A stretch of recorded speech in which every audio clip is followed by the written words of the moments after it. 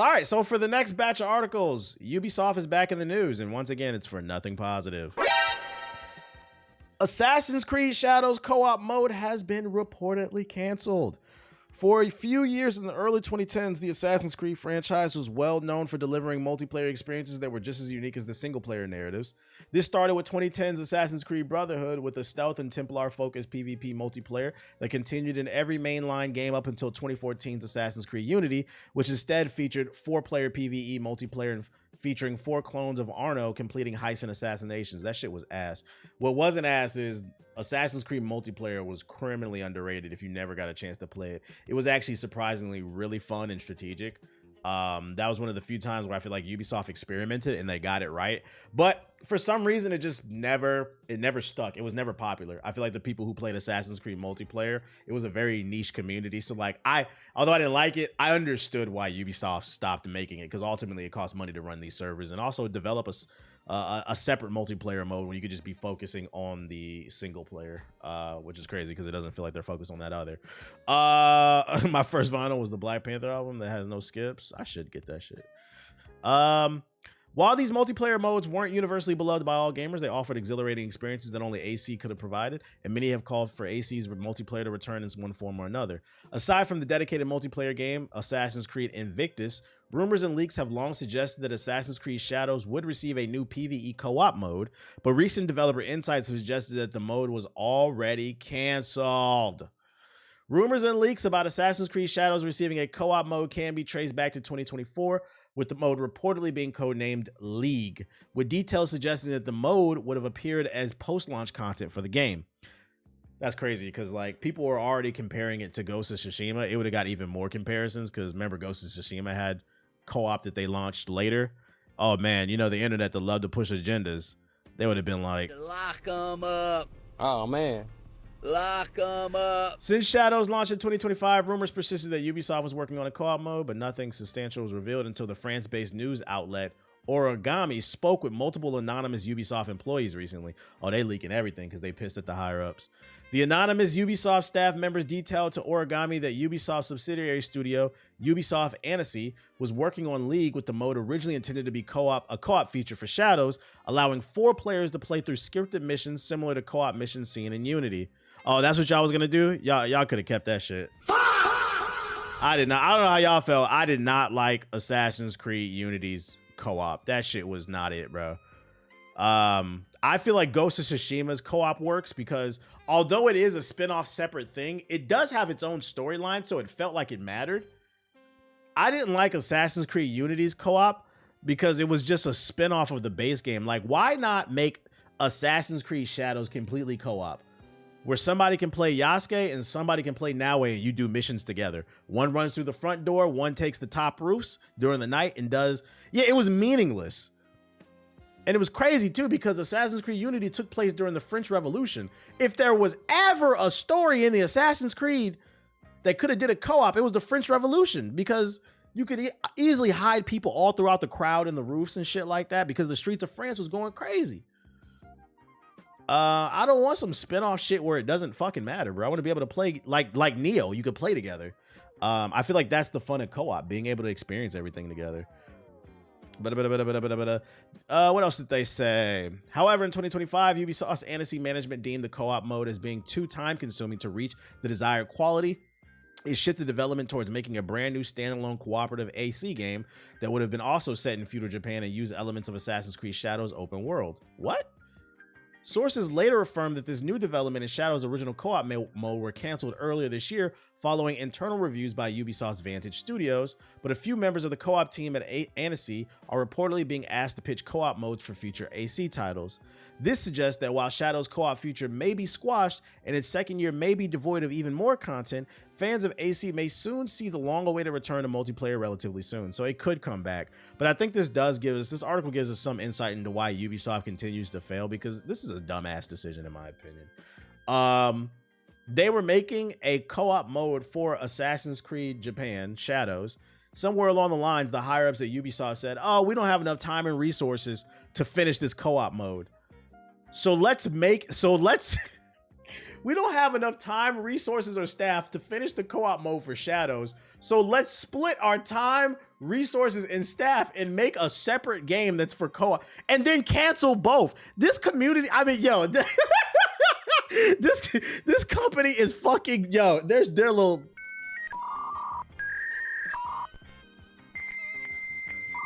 Oh no, man. Oh no.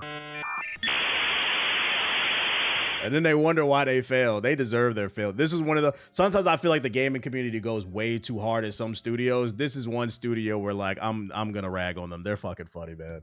Man, your laugh is contagious. Because when you read this shit, sometimes I can't believe what I'm reading. So I have to read it back twice to make sure that I'm comprehending. I'm like, did I read that correctly? God damn, y'all are dumb. Like, we knew you guys were stupid, the higher ups, but Jesus Christ, just burning through money, man. Tencent might get the rest of the company on sale at this point. Right. Oh shit, the higher ups don't know what to do. Let's talk about a game that looks, some people say looks like Assassin's Creed, which is Crimson Desert. It comes out this March. They just launched a new overview, not an AI, but what's the word I'm looking for? A dev diary for the combat. They talked about the world in the last one, so let's take a look at what we can do in terms of combat.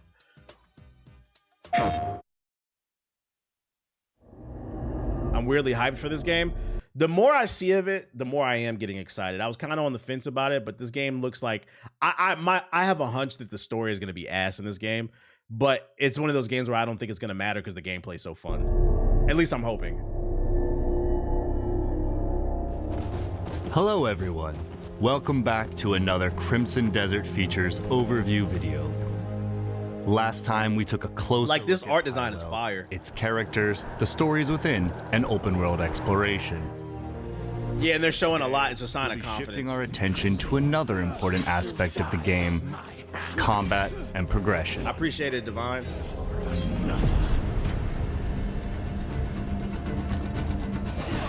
Combat in Crimson Desert is visceral, and the battlefield is yours to shape. You will grow your arsenal of skills, weapons, and equipment, and it'll be up to you how you use them. Whether it's an aggressive offense, precisely timed defense. This is a yes man game. Every idea a developer had, the leader just said yes. No, that's facts. They definitely was just sitting in that boardroom and somebody was like, it would be fucking fun if we could just ride into the battlefield with a skateboard and kick that shit in a nigga head. Fuck it, put it in the game, bro. Let's do it.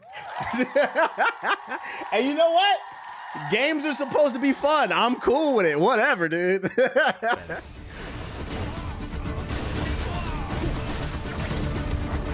Or even using your like, this man just did a wrestling move. That's fire. We got a bear. Pywell is full of possibility. I'm trying to get that Gundam as soon as possible. Wield a wide array of weapons from sword and shield, spears, great swords, axes, and various ranged weapons. Each weapon has its own advantage. Yeah, like, the more I see of this game, this shit look kind of fun. I ain't gonna hold you. We coming through with the Naruto shit, like, oh yeah, the ninja guy and shit. Okay. So switch back and forth to the ones that best fit your Hidden style Lotus and the situation you're in. Oh, she got a glick on her too? Powerful weapon skills can be paired with hard-hitting, bare-handed hits and kicks, as well as a wide range of grapples to create seamless chains of attacks. That's nasty. Elemental enhancements further expand your options by empowering key abilities, allowing you to burn, freeze, and stun enemies. So combine weapons and chain skills. He said it looks like For Honor, but fun. And forge your own approach to combat. So I'm upgrading my PC for this shit. Not gonna lie, fuck the story. Yeah, I can tell for this game, once I get out of the prologue and the open world opens up, this is one of those games where I'll probably never touch the story for at least like 30 hours. Like, I'm just gonna run around and get upgrades. Ability and timing are also a big factor in combat. I'm trying to be OP. Slides, dodges, counters, and swings flow directly into attacks, keeping you mobile and relentless. Spider-Man! We got medieval Spider-Man. who can explode like the Hulk. Guards and dodges open up enemies for a counter, letting you strike back and keeping up the pressure. The most historically accurate game ever. Feels grounded, yet you know what's funny? If they were smart, they should take that and put that in the tag. Like that I feel like that would sell units. Crimson Desert, the most historically accurate game ever, and then just cut to some straight bullshit in the combat. And endlessly expressive. You know this ain't on a damn PS4. Oh shit, we got the 64 palms like Neji? Of course, the skills you've just seen won't all be available from the start. If you've seen some of our previous gameplay videos, Cliff is usually shown at a much greater height of his power, wielding a wide range of devastating skills. But when you awaken in the aftermath get some of the fresh Black thermal Bear's paste for the assault CPU. at the start of your journey, you start from scratch with a more limited set of abilities and equipment. Sunken place? A core part of your journey in Pywell is the transformation from a survivor into a truly formidable Greymane, and you decide how that progression takes place. As The we like button if mentioned you're in our watching on previous YouTube. Features video, you will acquire artifacts, fragments of the abyss that have fallen to the That world looks like below these areas look like through they're gonna be quests, fun to explore. combat, and exploration. They lie at the end of many trials in the possession of powerful bosses and hidden across Pywell, including up in the abyss. Acquiring these artifacts will be crucial to your progression, as they enable you to civilization increase relics. core stats Oh, wait. like health and stamina, unlock new skills for more skill chaining potential, and enhance existing ones. Shout out to thereby Diego with the increasing sub. your combat and exploration capabilities. Who said gaming dead? Tell him shut the fuck up.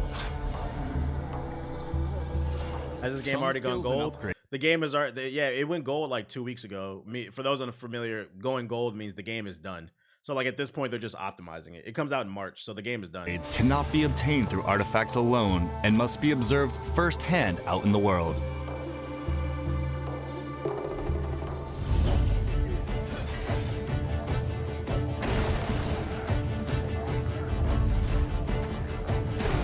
You may be the type Belly to want flop to upgrade an your AoE. stamina quickly to run and glide around the world longer to explore.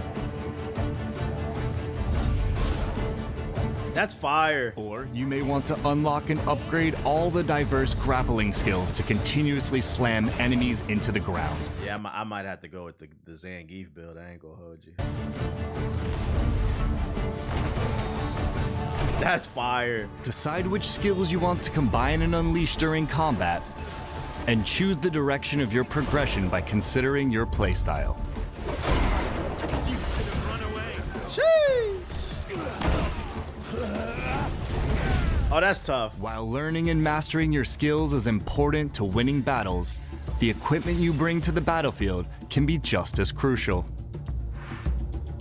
As you travel across Pywell, you can buy, find, and craft the gear that gives you the edge in combat. The mighty blade tests the heart of its master.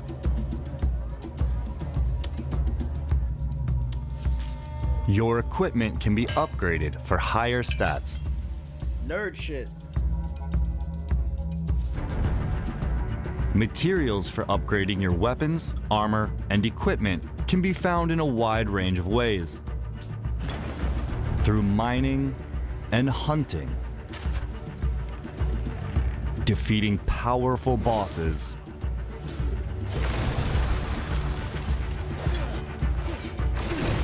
through quests, and by uncovering them in hidden locations. Yeah, this is one of those get You will lost also games. be able to customize equipment with extra stats and special effects. Use your wizard. Mix and match these across your weapons and armor, and experiment to discover what combinations work best for you in the battlefield and out in the world. All of that preparation leads to your greatest tests. Across the continent of Pywell, fearsome bosses rule, waiting for your challenge. That's fire art design. They come in many forms, human and beast, steel and sorcery, brute force and mystery. They'll test your limits in different ways. At the end of these hard-fought encounters, special rewards await. I wonder if you can rebirth or from your bosses. Yeah, I hope you can grant respec access to their because signature ability. it does seem like the skill tree is going to be really deep. I hope it's like free to respec, and so you could just experiment and try stuff. Or grant unique effects and bonuses. So build on the strength you gain through each victory. Take down these threats of Pywell and prove yourself a true Greymane. He said he got That his brings Susano. us to the end of this features overview video. We hope you look forward to Crimson Desert's combat and your progression journey as you explore and fight across Pywell. Thanks for watching, and we'll see you in our next and final features overview video. One more video to go. I like when they should do these little dev diaries. And they actually show the damn game.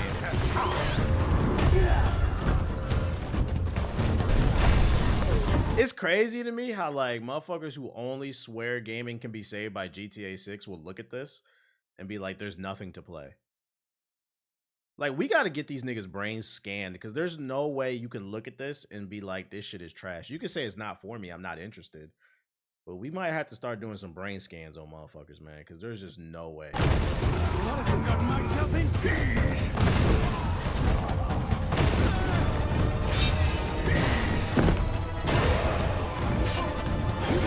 Ball and gun gamers. This game is great for ball and gun. It's got guns in it, bro.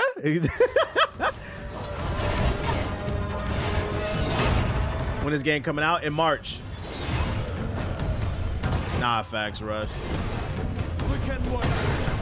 Do you think it would have been fire to have co-op? Everything with co-op is better. Everything, so I wouldn't have complained. Especially because there's multiple characters that you can play. I didn't even know that till this trailer. Yeah, Sword and Shield gamers are up, man. Sword and Shield gamers. They up, bro. I don't see why they shouldn't. They could have added co-op with the multiple characters. PC or PS5. Well, because I interviewed the dev, one of the devs, I know I'm gonna get a free copy, so I'm not tripping. Before he left, I made sure to ask, yo, we getting codes, right? I gotta wait and see what the reviews are hitting before, because I mean, if the reviews are saying, the one thing I'm sketch about is the optimization. If they're saying the PC version isn't optimized, I'll probably get it for the 5. I gotta see what them reviews is hitting for. Did you go see Iron Lung? I did see Iron Lung yesterday. No comment. Shout out to Markiplier. No comment though. Next article. The Motion Man. You know, Motion Man, nothing too crazy.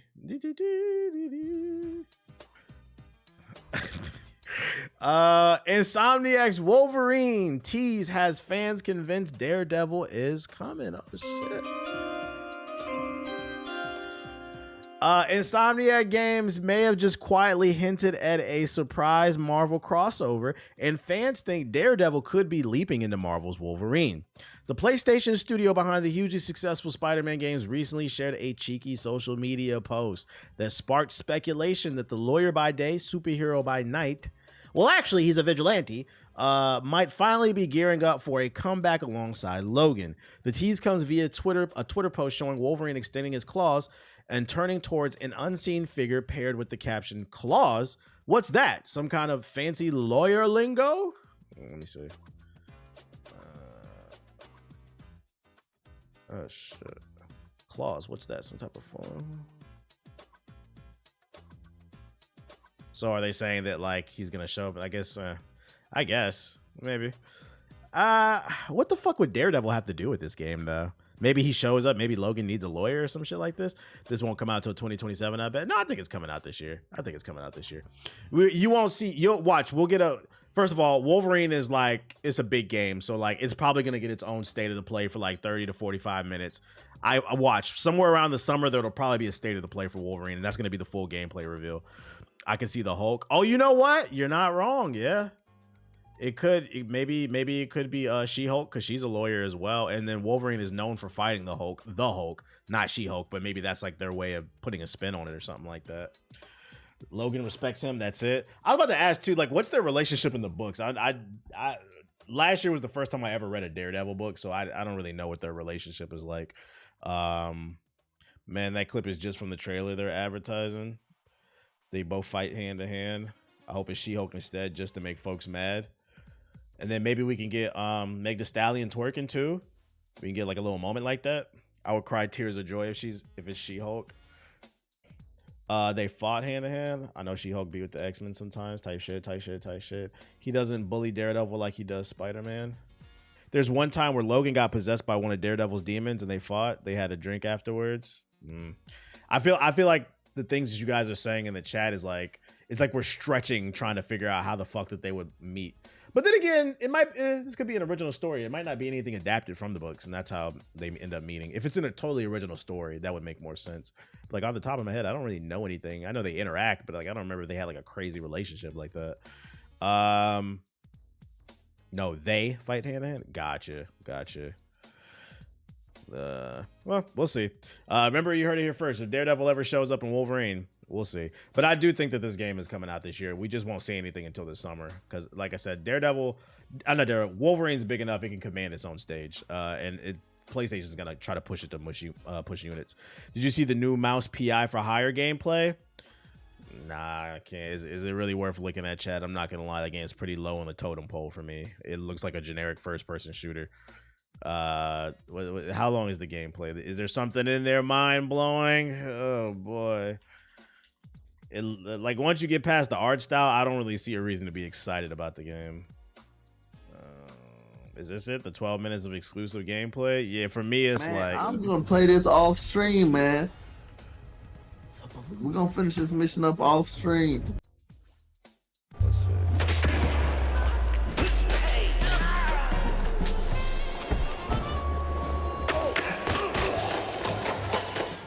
Jack, over here.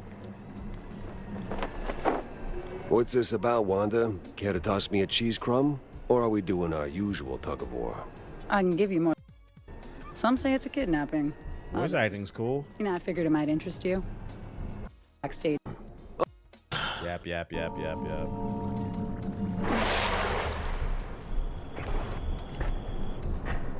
Not gonna lie, the Fallout show makes me want to play Fallout 4 again. I gotta get around to watching it. I heard it's fire. Oh, damn it! Where's that darn key? There's gonna be a streamer game. I wouldn't be shocked if this is like a streamer game, and they're gonna streamers who don't normally play AAA games like that. They play goofy ass party games on Steam. They're gonna hype this shit up, and I can see some people being like, if this doesn't win Game of the Year, this shit is fixed. This is like a Steam sale game for me.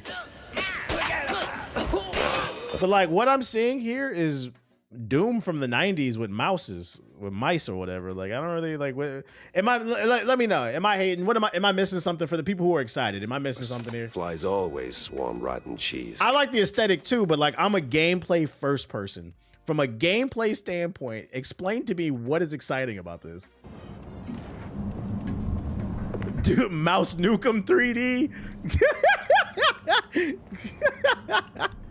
That's fucking funny. Mouse Nukem.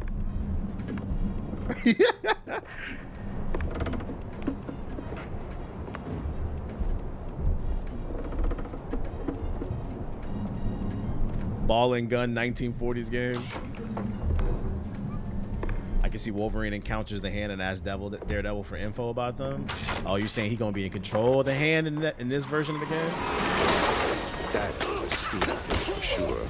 I'm sorry, Chad. I just can't get on board with this game.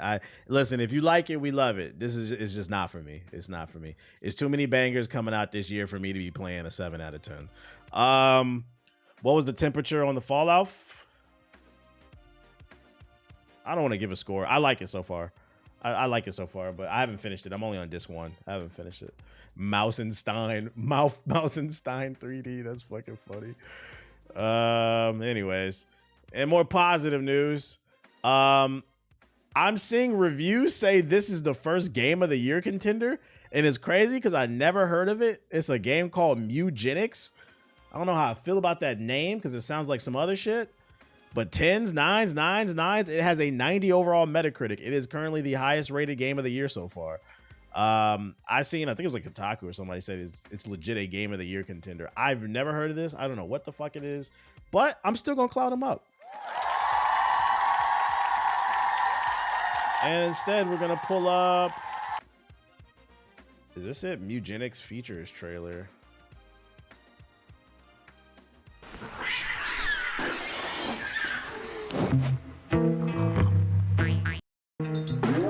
All right, this is not gameplay. Official trailer. Let's just look at this one. In other ghastly news, the mother of that child that went missing a few years back is also. I just want to see gameplay. Family unit is found there.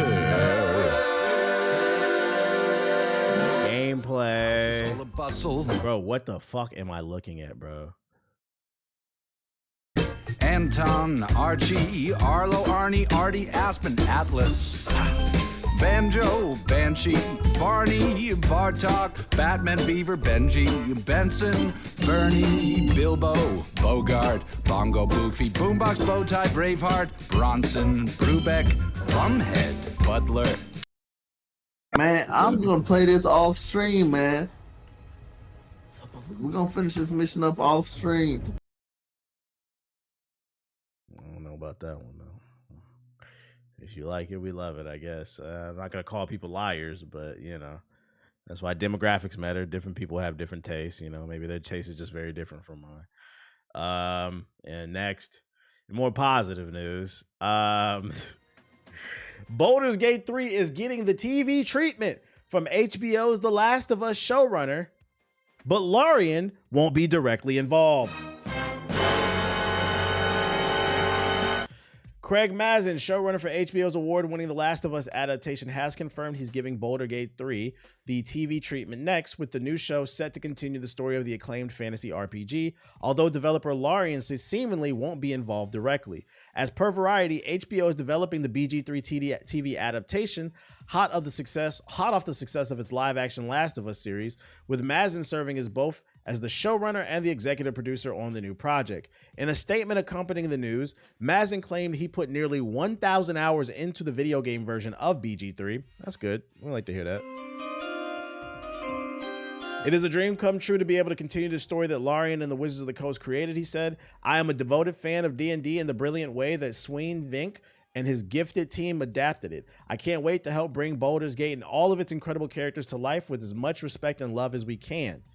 Francesco Osori, HBO's executive vice president and head of drama, added that Mazin's deep and long-lasting passion for the source material, paired with his remarkable talent for building immersive worlds filled with rich, compelling characters, promises groundbreaking results. My main concern for like a BG3 TV show is I feel like one of the biggest things about BG3 in comparison to I feel like The Last of Us was much more easier to adapt, because as long as you get good actors and good cinematography, it would have been fine, because they pretty much just followed the game almost one-to-one. They added a few things. They fleshed out some things, but it had a blueprint for you to follow. The blueprint for BG3 is way looser, because the appeal of Baldur's Gate 3, one of the biggest appeals is nobody's playthrough is the same. So how do you decide what's canon and what's not? You know? They did with the Fallout. They did it with the Fallout, but BG3's choice is much deeper than Fallout. Much deeper. It's going to be interesting to see. But I'm going to give him the benefit of the doubt and say, although it is a bit of a red flag that Larian is not involved, it's also a green flag that the person who's the showrunner played the game for 1,000 hours. So you know he's passionate about it. His heart's probably in the good place. They'll probably adapt the main story following and go with whatever the most popular choices from fans were. Okay. Yeah, I can see that. As long as we can fuck a bear in the TV show, that's all that matters. That's all that matters. They could flesh out Will's character a lot more since his character didn't really have much to it. True. Who gonna play Karlach, chat? Let me know. I think the fact that the Dungeons and Dragon movie was really good means it can be done. I feel that. That's why I said I'm asleep with one eye open. Let's wait for a trailer to drop. I'm not going to dismiss this. I will say it's really cool to see so many between Sonic, The Last of Us, this. You got the Mass Effect TV show coming. There's a God of War TV show, the Fallout TV show. It's a lot of like gamers are eating. Gamers are eating. Like if you would have told me the kid who grew up in the 90s and had to watch the fucking Super Mario movie, the original one. If you would have told me a movie like Sonic 3 would have came out or like The Last of Us season 1, like I would have not believed that shit. And people say gaming is dead. You guys are fucking frauds. There's more amazing games to play than ever. And on top of that, we got TV shows that are great and they're based off of games. We're in a good place, man. We are in a good fucking place. Yeah, we're having a gaming movie renaissance. The Street Fighter movie. I don't know about that Street Fighter movie, man. I don't know about that movie, man. That one don't remind me of the original Super Mario movie. That Street Fighter one don't look very good either. And they got Andrew Schultz in it, so I know it's not going to be funny. In other news, Highguard is launching a huge update today. This is from yesterday. It's today. It's out now. Adding new content and addressing issues. They got a new warden, a monster slayer who shapeshifts into a powerful direwolf and applies dread to enemies. There's a new map. Ranked is being added for 3v3 only with 2 rank splits. If you're playing without a party, you'll earn the solo modifier, gaining more points and losing less per match. Okay. I don't want to clap them up too much. Has another game done that before? Do they do that in Marvel Rivals? I've never heard of that before. Am I ignorant? I like that idea. Where if you solo queue, you don't lose as much, but you gain more for winning. They're making progress. I never heard of that either. That's a fire idea. I need more games to steal that. Come on now. I need more games to steal that. Let's see. New mount. There's a wolf. Stats menu added. Shows retroactive stats as well. Red weapon chests. So it now contains masterwork weapons. And there's orange weapon mods. They've changed that. Kills and assists will now be shown in the mini map. Finally. That was one thing I didn't like. You only can see the kills at the end of the game. Performance optimizations. And much more. I give it to them. They're trying. Do they have a trailer for this character? This nigga tagged me in this shit. I didn't even see it. Do they have a trailer for the new character? I got the wolf black as hell. Let's see. Let's go to YouTube and see if there's a trailer for it. Actual incentive for players who play solo. That's dope. Yeah, at bare minimum. Hey, I need Overwatch to take that, especially because they rebooted that. That could influence other games. Let's see. Highguard. Yeah, they got a trailer.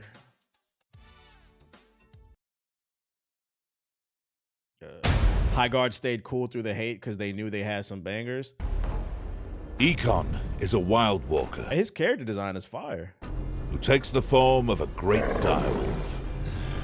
Through Black man training, they knew what they was doing, releasing him in February. Sharpening both mind and body to become the most formidable monster slayer of his own. I am all bite and no bark. Econ doesn't ride an animal into battle. He becomes one. I will lead the pack. That's fire. So you don't even get a horse. That's fire. Direwolf that tracks, hunts, and runs down mounted enemies. He transformed into a wolf. When me and my niggas pull up. Predator's instinct. He senses the heartbeat of wounded foes, turning their weakness into his strength. On the hunt, he unleashes a spirit wolf to stalk enemies across great distances and through walls. Once this wolf strikes his prey, Econ senses their location, and with a nightmarish howl, so he has almost like a little mini UAV, basically. He instills dread in his prey, allowing him to sense their presence across the map as he musters a burst of speed to overtake mounted enemies in the field. Why Econ has now joined the Vigil's ranks is a mystery. I just peeped. So like in the game, you can ride around on your mount and you can shoot. I just peeped because he turns into a wolf. He didn't shoot. He literally attacks as a wolf. That's actually fire. As are his reasons for prowling the interior alone, even to those closest to it. I am last of my kind, and the last thing our enemy will ever see. But his unique talents... Yeah, he has a dash attack. And sought after by many. His business is hunting monsters. And in Highguard, well, business is booming. just feels like this game should be 10v10 instead of 3v3. You didn't play it. You're just being disingenuous. You did not fucking play it. Yo, shout out to Killer Frost, 10v10. There's a reason why you're not a gamer. Tigger says he needs him. Oh yes, I'm So sure shout out to he both needs black you characters too, have a Gregory. third eye. I think 4v4 might be the sweet spot. 5v5 is a little too hectic, but this nigga said 10v10, bro. You didn't play the game. Please be quiet. That's what I be talking about. Like motherfuckers just be saying shit. Yeah, I'll hop back on it. We'll try to get a squad together. I want to try them out. I can't believe I read that. Yo, drop a super chat to apologize, nigga. Drop a fucking super chat. If you don't like the game, that's fine, but you ain't got a lot to kick it, Craig. Sounds like he wants another BR, right? What are you talking? Go play Call of Duty. You need a 6v1, 600v1 type shit. Other news, skateboarding fans. Last year, EA Skate, the company that's worth $55 billion, released in an unfinished state. And as far as I'm concerned, I don't know what's going on in that game if it'll ever be finished. But there might be hope for you skateboarding fans because there's another skateboarding game on the horizon. Next generation skateboarding game called Skate Style announced for PC. Skate Style is a new generation skateboarding experience that puts creativity and control in your hands. It blends physics-driven combat with the powerful animation editor to define your own style. Animation editor? No two tricks will ever look the same. As well as responsive rides, Skate Style transports your iconic IRL skate hotspots with ultra detailed maps based on the streets of Barcelona and Prague. Use some cinematic tools to capture your best lines and share easily with the community, all using a detailed custom avatar designed by you. With mod support, replay sharing, and ongoing updates, Skate Style isn't just a game, it's a platform for creativity, community, and self-expression. TBH, am I wrong for only wanting to get RE9 when they showed Leon? No, because that helped me want to get the game too. RE4 is my favorite. So it's got an animation studio. Dial in your trick style for perfection. Tweak body movements, foot placing, timing, and flow with powerful built-in animation editor. Create signature styles and replicate legendary pros or invent something new. Physics-based trick system, advanced character editor, replay and clip editor. That's cool. Iconic real worlds. It's built for the community, and then realism meets artistry. They got a trailer for this shit? Let's see.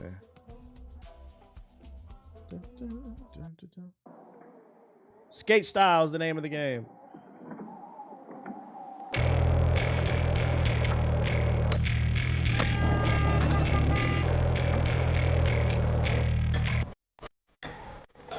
Is it crazy to say this already looks better graphically than Skate?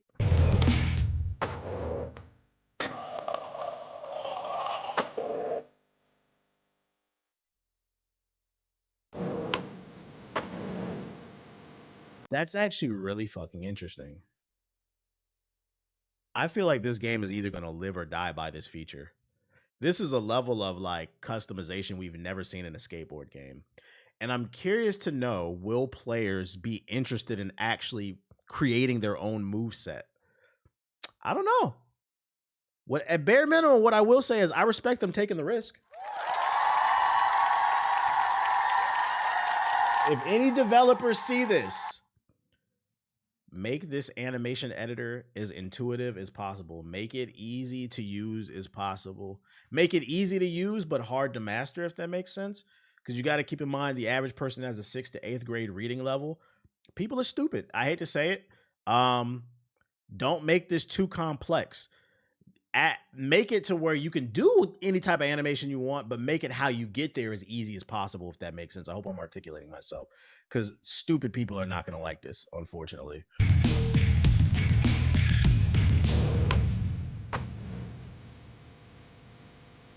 Hey, got a little character editor.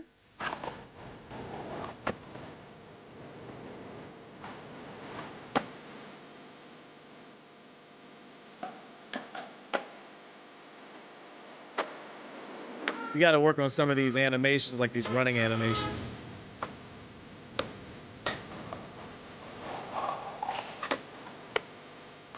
Hey, yo!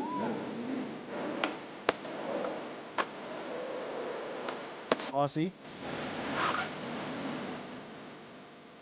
Oh, there's a demo out now. Oh, shit. Hey, demo out now if you want to try it. I'm going to assume it's on Steam. Yep, it's on Steam. Yeah, I played it. What do you think? Here, I'm going to drop the link in the chat for anybody who wants it. I can see real skaters maybe really loving this because they can make their own styles.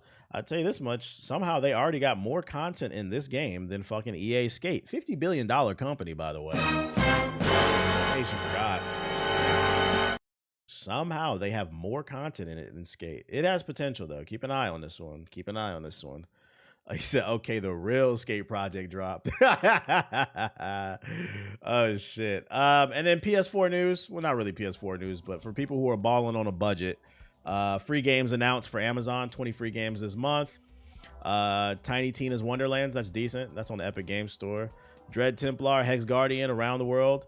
Ambition, Captain Blood, Meganord, Rebel, Galaxy, Total War, and Tavern. In addition to the downloadable game, that's for the Epic Games Store. I'm gonna be honest, this is probably the only one worth playing. Maybe Total War as well. In addition to downloadable games, Amazon Prime member will be able to stream additional games for free. They're led by last fall's expansion for Indiana Jones and the Great Circle, the Order of Giants DLC, as well as 2023's best game. One of their best games is Alan Wake 2. So these games you can stream on the Amazon Luna for free.